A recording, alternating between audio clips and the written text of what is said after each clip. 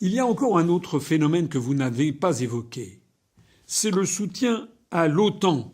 Et c'est le partage de la coopération industrielle, le partage du savoir-faire industriel en matière de défense.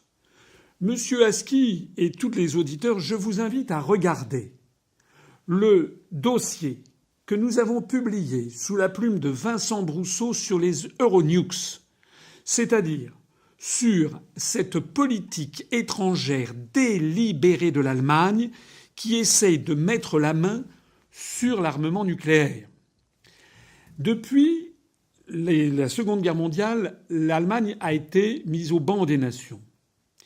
Il n'y a eu de traité de paix signé que par le traité de Moscou de 1990. Et dans ce traité de Moscou, il y a un article 3 qui précise que l'Allemagne, pour toujours, se voit interdire la possession d'un armement nucléaire.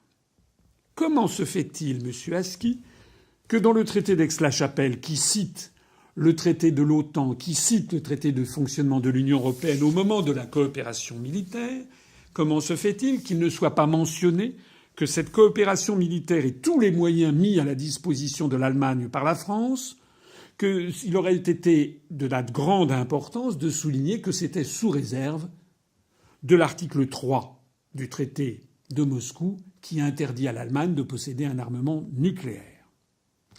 Dans le dossier que nous avons publié sur les Euronukes, Vincent Brousseau explique que un député de la CDU qui s'appelle M. Kiesewetter a lancé un ballon d'essai, de même que M. Olaf Scholz, le vice-chancelier, avait lancé un ballon d'essai il y a quelques semaines en réclamant le siège de membre permanent au Conseil de sécurité pour l'Allemagne.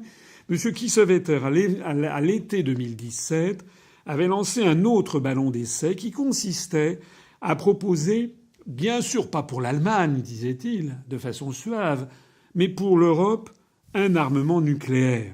Ce serait un moyen pour l'Allemagne de contourner l'interdiction du traité de Moscou de l'article 3. Je rappelle que le traité de Moscou ne peut être modifié que par l'ensemble des signataires, notamment la Russie. Or, la Russie interdira jusqu'au bout à l'Allemagne de posséder un armement nucléaire. Sauf si l'Allemagne, justement, obtient cet armement nucléaire sous couvert de la construction européenne. Derrière ce traité d'Aix-la-Chapelle, ce sont donc des éléments d'une importance absolument considérable, puisqu'il se cache rien moins que le dossier que nous avions présenté aux Français en juin 2017 et qui se trouve donc absolument confirmé. La France s'apprête à non pas céder totalement, mais à aller vers la cession et le partage progressif de son siège au Conseil de sécurité et de son armement nucléaire à l'Allemagne qui veut cela.